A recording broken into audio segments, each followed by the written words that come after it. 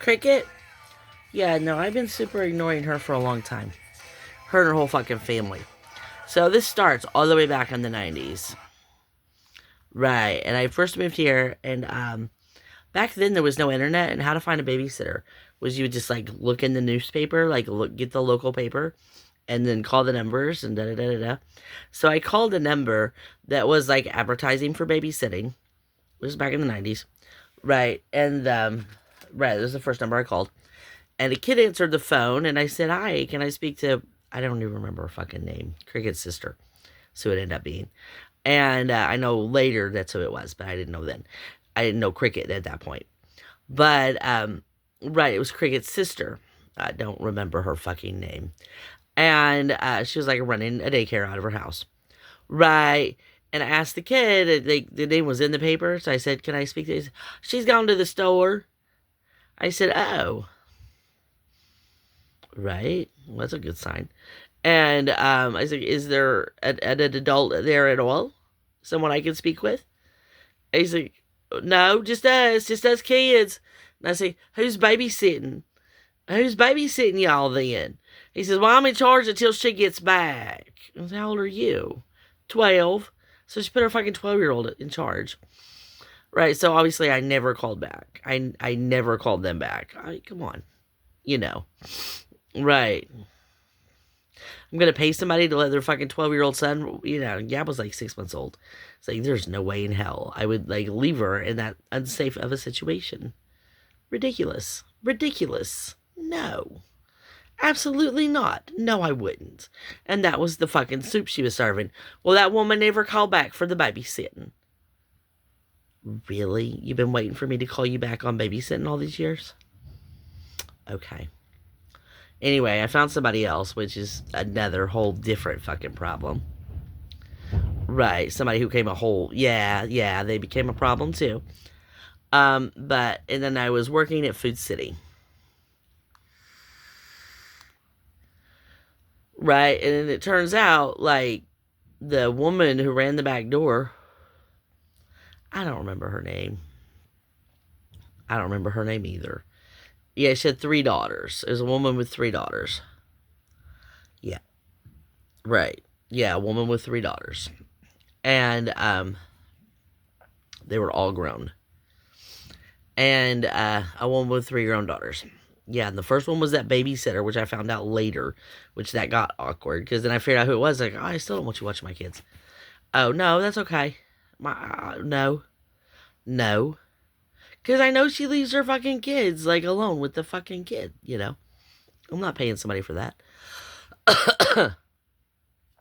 right? Yeah, and it's later. Yeah, later. Right, later. Right. So that was like what, 95? So that was what, 95? By 97, her fucking kid it was in jail for fucking molesting kids. So I'm just telling you that. Right. Right. In and out and in and out. And then the third time they tried him as an adult. Truth. So you want to advertise that, babysitter? You want to go ahead and advertise that too? While we're on the subject, you want to go ahead and advertise that up too? Do it. Do it. Everybody know. Yeah. It's truth. Right. Yeah. Yeah, because, I worked with like the mom at the Food City and then right, and then finally I got a job at the Family Inns. Right, and right, the one daughter already worked there, and I was like, oh my god, these people again. At least he's not here with me. But then the other one, yeah, Cricket, the one they call Cricket, got a job, and then they put her in my fucking office. She's aggravating as fucking hell. Maybe slow, maybe she's some kind of slow. She's got dozens, dozens and dozens of restraining orders against her for stalking celebrities. Mm. She's a big time celebrity stalker. Dozens and dozens of restraining orders for stalking celebrities.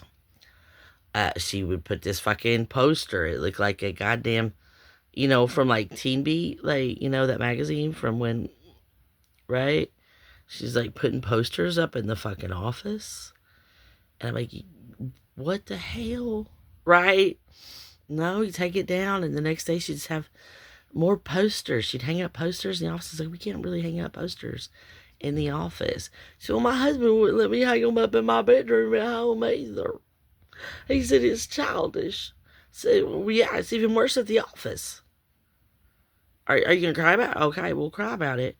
But anyway, they became security. Well, for security, we got to tell you what she is. Now, here's this picture of her. See this picture of her up there in that tram? And them all the people stuff on that tram? That picture right there? Right there in that picture, her. Her. And all them people in that tram.